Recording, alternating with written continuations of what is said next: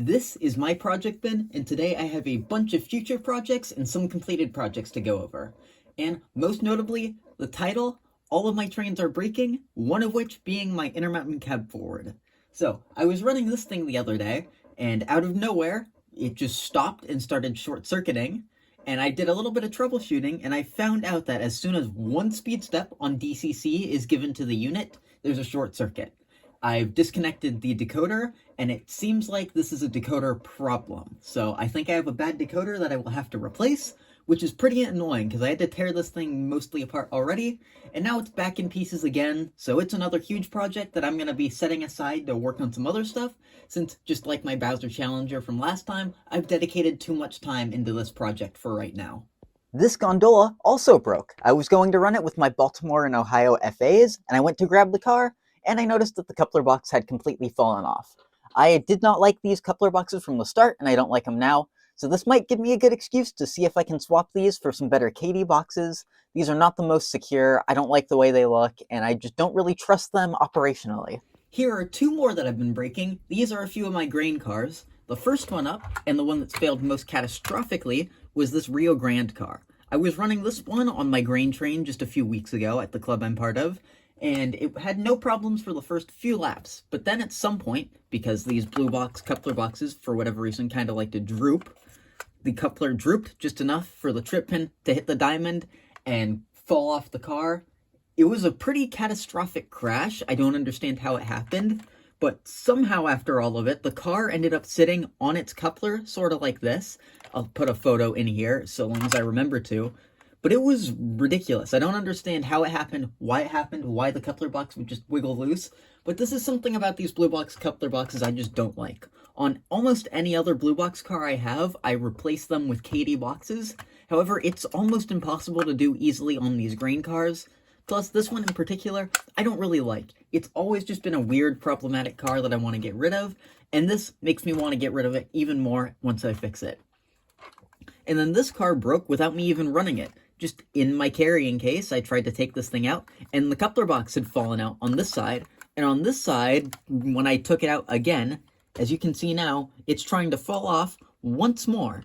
I don't know why these blue box coupler boxes are so terrible, especially on these grain cars, but it's a huge annoyance. More Athearn stuff that's broken is this SD45. I've had this thing for quite some time, it was free, it's not in the best shape, and I tried my best to make some new handrails for it, but it's free, you can't complain that much. However, while it was in my carrying case, the coupler decided to break off. There wasn't anything that would have run into it, it didn't really shift, I must have hit something just enough for the coupler to snap off, but now that means I have to replace a coupler on this thing as well.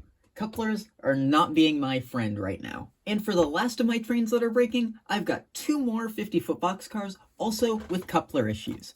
First up, we have the Milwaukee Road one. At some point, while it was in my carrying case, it shed its spring, so I've got to fix that. This side has its spring, and it's perfectly fine, but it's something I've got to fix. Then, this B&O car had its coupler box fail even more catastrophically. Somehow, it managed to split open on the side and lose the lid and screw. I don't understand how this happened, because it's not in a very tight carrying case, once again. I just don't know. I'm baffled by how this thing broke, and I don't really want to have to replace this coupler.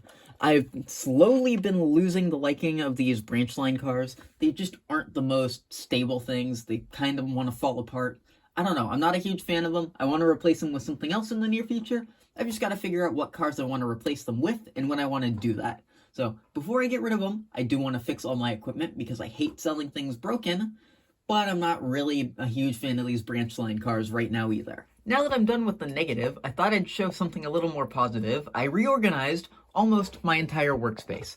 I just got rid of the little layout that I had right here. I've moved it away for now. I don't know what I plan on doing with it for the future, but for now I've used this to store some tools so I can make my whole area a little less cluttered, and I think it's worked pretty well. I've got a lot more space over here. I moved the soldering iron because I'm left-handed, and it kept getting in my way when I was trying to do stuff. So now it lives a little bit more on the left, which is nice. And I moved my heat shrink tube, my coupler boxes and couplers and all that, and my Q-tips to over here, where the helping hand thing that is now over here used to live. On the topic of tools, I also got this air compressor for free recently. I really don't have any need for this thing. It was offered to me for free, so obviously I said yes. But again, I don't have a use for this thing. For now, it'll probably live in my garage, but I don't know. It's a random acquisition, just sort of tool related. I could probably find some use for it, like a nicer airbrush or something, but I do like my little handheld one that doesn't need an air compressor, so who knows. Now, onto some trains that aren't broken. I got a few more 00 scale pieces of rolling stock recently. I have my Hornby Peckett that I would, in the future, like to upgrade to DCC and sound. I don't know exactly how I'm doing that yet. It's still something I need to plan out. Plus, it's not something that's on my immediate radar, but I do want to start building a nicer consist for it instead of the weird old 00 rolling stock I have now. So I had a spare Amazon gift card laying around, and I just went on Amazon and ordered a few of these wagons. I don't know exactly what they are, where they ran. However, I've got 3 of them now, so at least I have some sort of nice train to pull behind it.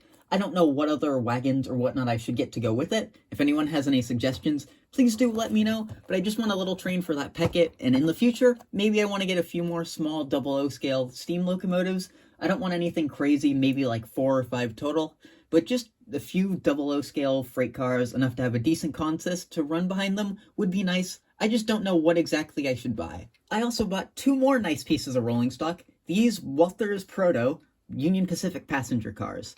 Eventually, I want to build the consist that UP 1111 pulled in 2020 through California, which had some of these cars on it. I don't believe this specific car right here was one on that train. However, this car, down to the number, was. I do want to build that entire consist in the future. This is a good start. This is something I want to slowly expand on because these cars are pretty expensive, but it's definitely a project I've been wanting to do for years that I finally have the time to get around to. This one here is also lighted, which is nice. I've messed with the coupler heights and everything, and I've ran them on a test train so far, and they seem to run perfectly fine. The test train I ran with those Union Pacific cars that were just up here was actually for both of these brass PAs, which are finally nearly done. I just wired in Tsunami 2 to this one, and it runs fairly well. Both of these engines do still need keep alives, which I've ordered and will be on the way, but that means in the near future, both of these engines should be completely done, which is going to be really nice. They're probably some of the nicer units I have, even though the truck on this one is pretty wrong, as you can tell. This one was just essentially a pile of parts that I built up into a locomotive. So I've got a pretty nice brass PA pair. I want to build maybe a daylight for this thing. I'm not 100% sure yet, but these engines will definitely serve me really well. Following up those brass units with a really cheap looking locomotive, we have this Tyco Mantua C430 Elco, which I worked on in a recent video. I mentioned at the end of that restoration that I was going to work on the lighting system because it had directional lighting that I had somehow managed to wire backwards, and instead of just fixing that, I went in and completely rewired this unit. It was not my original plan, however, when I looked at the whole wiring circuit for both of the lights, I was not a huge fan of it. It was this contraption here, which definitely worked, but I did not like. So I just threw in some new LEDs into this thing, and now it looks pretty nice. It serves the exact same purpose, and it feels a little bit less sketchy. So I think I've improved that. The wiring in here is much cleaner, and the trucks actually have a better range of motion, which is pretty nice. I just had a really brief break, and I went in and I put a new spring into this Milwaukee Road car, so that's one of my problems solved, and I've solved a second problem really quickly. The SD45 now has a new rear coupler. I want to run this thing at the club tomorrow. It's been probably months since I've run this thing. I know it does not look the greatest, but I think it needs to have a little bit of a test run just because it's been sitting for so long and I kind of feel bad doing nothing to it.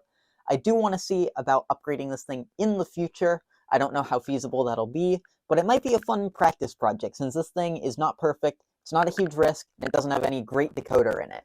I also went in and fixed up the B&O 50-foot boxcar. It was not all that difficult. I just put a new Katy box on. You can't even tell where the old one was gone. I also adjusted the coupler heights because they were a little bit off and I felt that it deserved it. So this car should be good to go once again. And while I was at it with coupler heights, I actually worked on 3 other cars that had coupler height issues. The first of which was the 6-dome tanker. This is a car that I want to upgrade, do a lot of detail work to, but to start, I just have to get the fundamentals of this thing operational, coupler height, metal wheels, and good trucks that aren't mounted by clips, like most AHM cars are. I talked about this in the last Project Bin episode, I believe, But this car had some odd coupler heights. I just went in, filed down one of these trucks a little bit, messed around with some washer usage, and now the couplers are just about perfect. The other one is this B&O car. I had some taller couplers on it, which I did not like. They were also a little bit high, so I just put on some normal Kadies and added some washers, nice and easy. So now this car also has perfect coupler height. And lastly, this flat car here, it's really heavy. As you can see, it's weighted under here. This is a car I couldn't do all that much to. I can't access these couplers really easily, and I don't want to tear apart the whole car for that. So I just did my best. I filed down the trucks as much as I could. The coupler height here is still a little bit high, but it's much better than it was before. And my final update for today has to do with this doodlebug. It is insanely simple. I just threw a Katie on this thing. I don't really use this thing all that much. I would like to re-letter it in the near future to something else. But it's a nice piece. I don't use it that much, and I thought it deserved a Katie because it's one of my few things that still had an Bachmann Easy Made on it. That's it for today. In the near future, I do need to start getting rid of a lot more of my equipment, but for now, these are some of my new acquisitions, some projects I've worked on, and just a few things that I've been breaking, which is always a very fun part of model railroading.